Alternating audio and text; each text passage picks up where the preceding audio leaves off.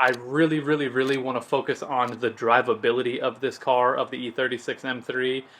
and I'm stating it now. I am officially putting it on record. I am prepping the E36 for next year's track season, but as someone who's never been to the track, I don't know what I need. I don't know what I have to do to prepare the car, but I am putting it on record now. The plan for the car is to get it ready for the track.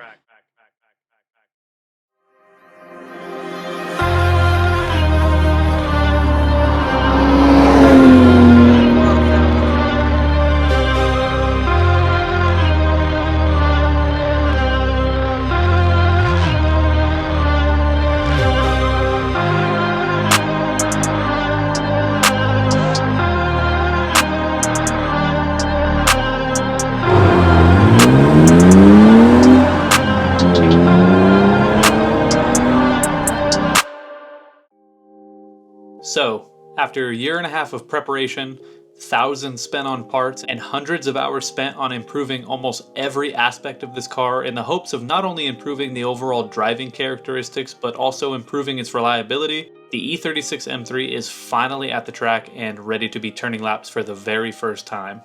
Now, if this happens to be your first time watching any of my videos, I'd urge you to go back and watch the build series to see how the car ended up as it sits today. I have nearly 50 episodes from the point at which I bought this car to the video you're watching now, and while not every video is strictly focused on getting the car ready to hit the track, you'll at least get an idea for what it took and the amount of effort I put into getting this car out here at the track today. Now, that being said, I do want to set some expectations for what this episode will be, since I've been building up to this day for close to 18 months now. So if you're tuning in, this won't be some sort of high-level, high-stakes competition race day. Not yet, at least. In case I haven't said it before, not only is this the first time out with the E36 M3, but this is also my very first track day ever.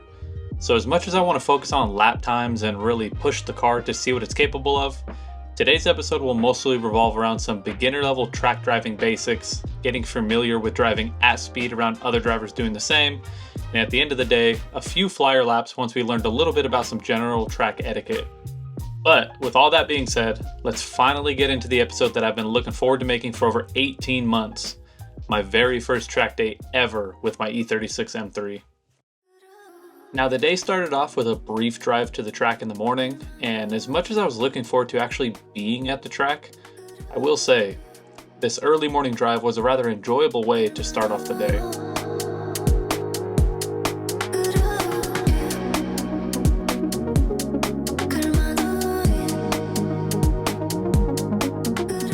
So after taking in some of the views and mentally preparing for what the day was going to look like, I made one final pit stop to fill up on gas before finally making my way into Buttonwillow Raceway Park. Now, this particular day's host was SDC, or SoCal Drivers Club, and even more specifically, this was their beginner day.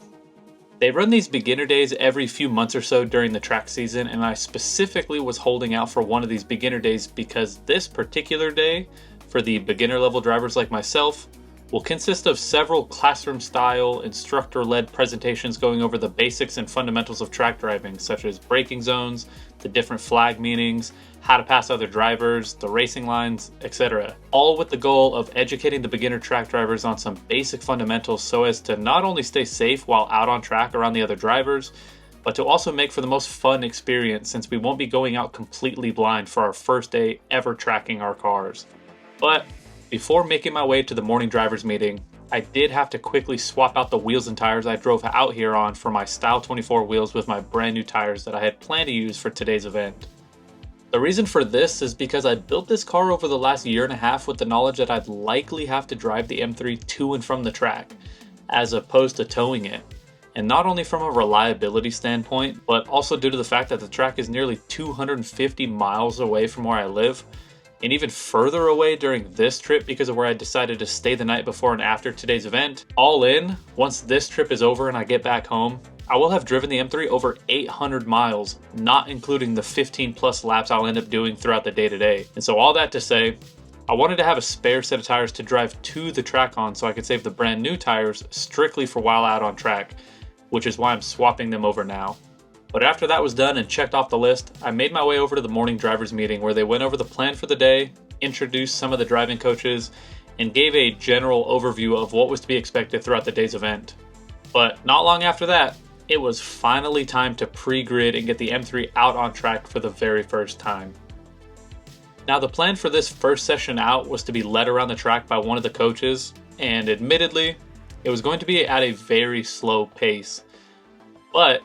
this is exactly why I waited for another one of SDC's beginner days to come around. If you consider that for as long as I've been a car enthusiast and building cars, up to this point,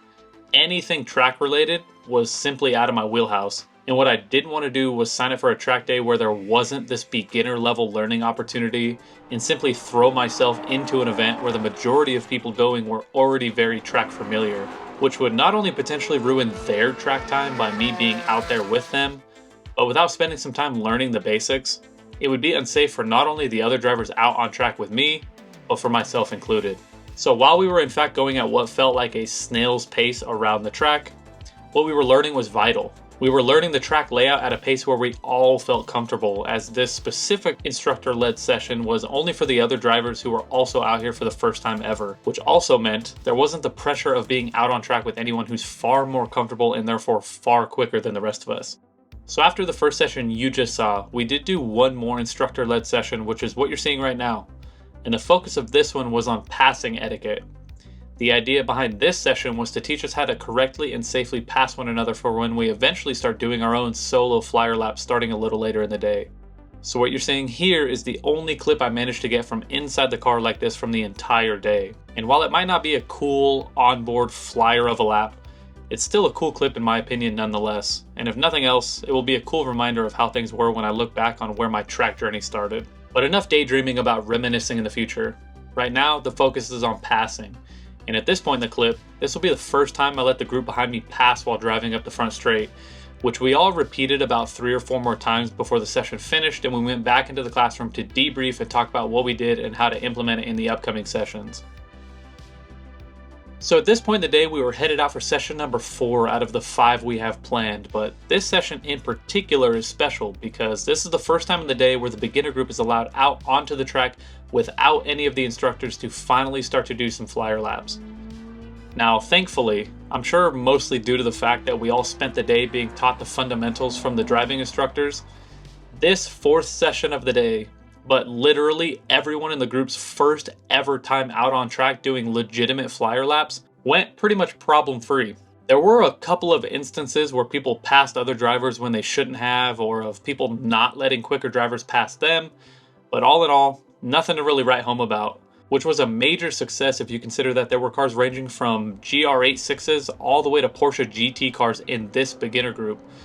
So the spread amongst the cars and their capabilities were on either end of the spectrum, but thankfully, we all made it off track safely for what is now our first ever flyer laps officially in the books.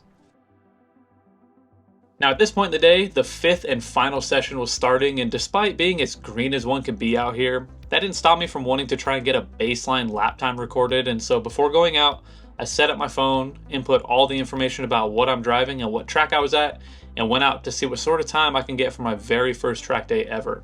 Now before I tell you what my PB for the day ended up being, I want to talk about the session for just a minute. Once I did my warm-up lap and got my brakes and tires up to temp, all my laps after that were all within a few seconds of the day's PB. All except one. On one of the last laps, I had ended up behind a blue GR86 for about half a lap or so, but in my excitement of trying to beat the day's PB, along with the fact that this was the last session I had for the immediate foreseeable future, I was eager to get past the car and try and squeeze in another hot lap or two before the session ended. However, what I haven't mentioned up to this point in the episode was that throughout the day, I had ended up warping my front rotors pretty bad. Likely due to not braking correctly throughout the day, paired with improper brake cooling after I hopped off the track, and it was this entire recipe that led to what you're about to see here. After being behind the 86 for as long as I was, once I was given the passing wave after the last turn heading up the front straight to start another hot lap,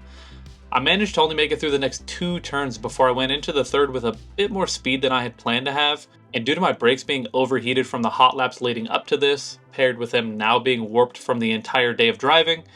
I simply couldn't slow the M3 down enough to properly take the turn, which led to severe understeer and me driving straight off track.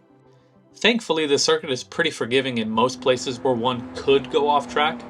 So I was able to quickly get back onto the asphalt, but sadly because of that, I immediately ended up right back behind the 86, only for the session to end as I was coming around the track that last time. And with that came the end of my very first day out at the track. So, how'd we do? Obviously, we're not breaking any records today, but after a day of beginner level coaching and less than 10 hot laps to my name, the E36 M3 ended the day with a 231.47. Now, is that good or bad? I'm not 100% sure, considering this is my very first time tracking ever. I know that some of the more seasoned guys who are driving today are capable of sub 2 minutes around this track in this configuration. And I also know that generally speaking, for this particular track, anything around the 2-minute mark is pretty quick. So clearly, I have a ways to go, but the fact that the M3 made it all the way out here and is leaving without any issues other than needing some new front rotors, I'd say all in all, it was a very successful first track day for the E36 M3. Now, if you've made it to this point, I'm going to assume that you've either been keeping up with the build for a while and have been on the lookout for this episode, or that you're new to the channel and simply enjoyed the video through to the end. But either way, if you're seeing up to this point, I just want to take a moment and say a massive thank you to everyone who's tuned in for any of these episodes. This build has been ongoing for the better part of 2 years, and I've gotten numerous comments, DMs, and words of encouragement about this series. I'd be building these cars regardless, but to spend as much time as I do to make these episodes and to have people tune in and tell me that they enjoy them makes them all the more worth it. So if that's you and you've been an ongoing supporter or even a more recent one, I just want to say that I appreciate every single one of you, and again, a massive thank you for watching these episodes. Now, really quick before I close this episode out,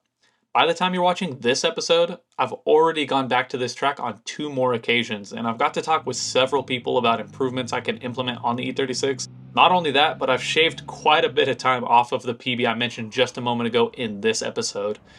So if you want to check out any of that, or simply want to follow along for the ongoing track build, consider hitting the subscribe button down below. Maybe even share the video with a friend who needs some motivation getting back onto their build. Even a comment goes a long way. So for any of the things, thank you, and I look forward to seeing you all in future episodes.